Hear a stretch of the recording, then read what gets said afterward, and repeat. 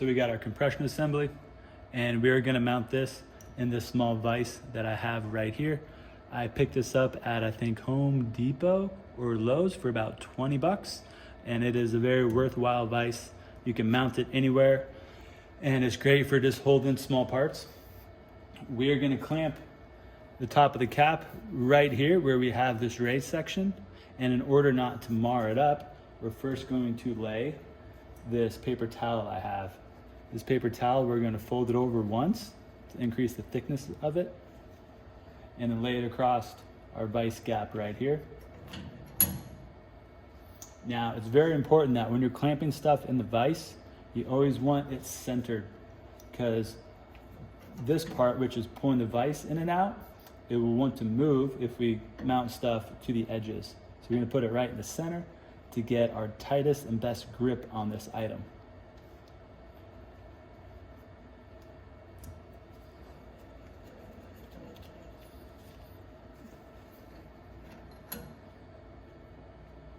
So the center of this is aligned with the center of this. So now we know the part is aligned with the center of the vise, and we're gonna tighten this down. Excellent. So now we got this securely mounted in here. And what we're going to next is we're going to remove our sub valve. That is this silver piece. There's 3 ways to do this. I'll show you each 3 ways to do it. At JBI, we have a special tool for it, which looks like this, and it goes over the piston, and it mounts inside of these holes.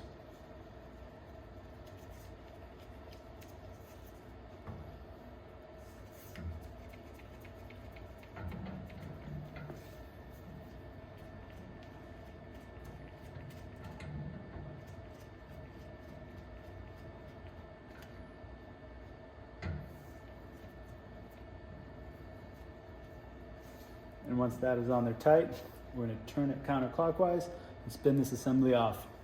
Now, a lot of you probably don't have this tool or a similar tool, so I'll show you another way we can get this off.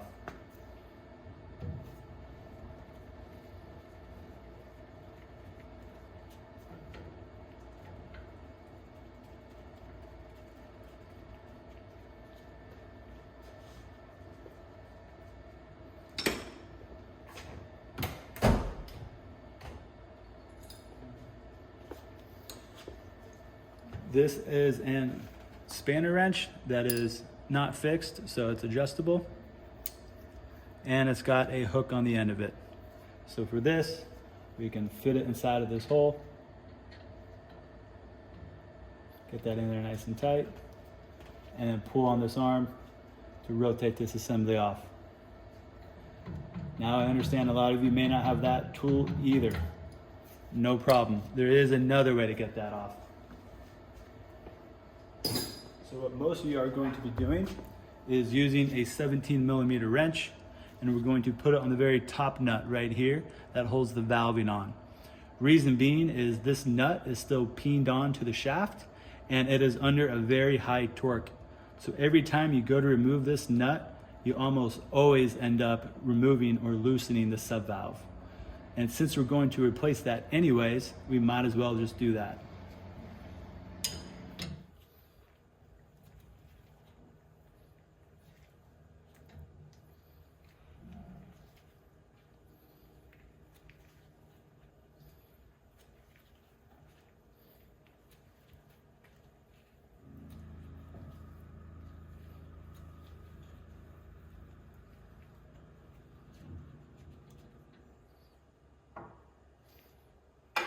Now is a good time to wipe down the threads of any Loctite that may be on there.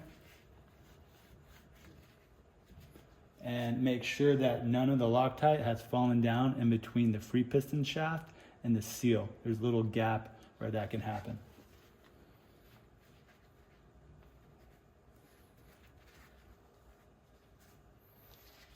Excellent. So we have our sub-valve assembly off. What we need from that is we need this main piston, the check plate washer, and we need the nut from this. So there's two ways that we can get this nut off easy.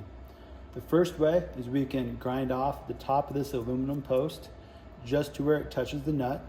That'll remove the peen thread on top, and then the nut will easily come off. Another way is to clamp it in the vise. Well, you're gonna have to clamp it anyways.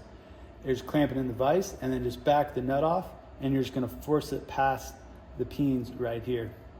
You're gonna come under a lot of stress in that area, but you'll be able to get it off. It'll ruin the sub valve a little bit, but again, we're not reusing it.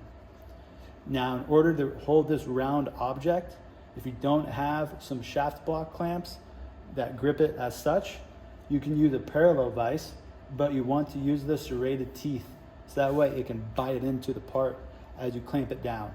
So we're gonna clamp this sub valve in the thickest part right here. And again, you wanna do it in the center. Cool, so we got that in the center. Let me adjust it just a little bit. Perfect. And now we're gonna tighten that down a lot, because we do not want it to spin. And while this plane goes overhead, we'll take a pause.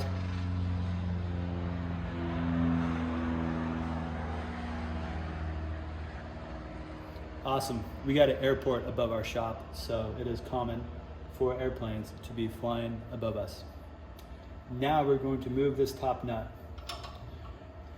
I did not grind the top off of it just to show you that we can't do it, but I'll show you what that looks like on another one so you can see both methods. So now they're at the top, we're going to start reaching a lot of resistance.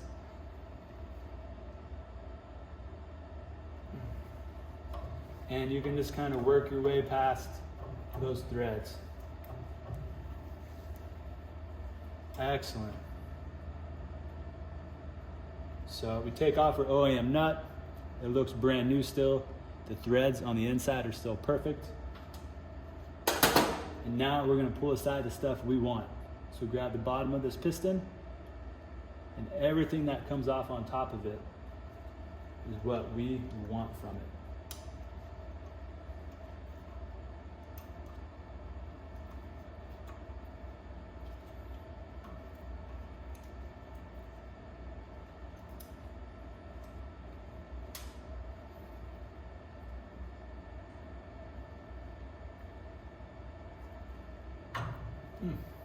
There we go. So everything else we're not going to use anymore on this assembly. As you can see, the serrated teeth gripped into this part really well to prevent it from spinning. Again, we're no longer using the sub valve, so that is a-okay.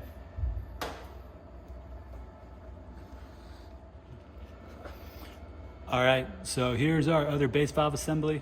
On this one, I grinded the edge of it flat. So you can see the sub valve is now flush with our retaining nut. And what that's gonna do is allow this nut to come off a lot easier, and also all the other parts will slide off easier because the end of it won't have a curled over lip anymore. So we'll mount this one in our vise, right in the fat section, get it nice and tight.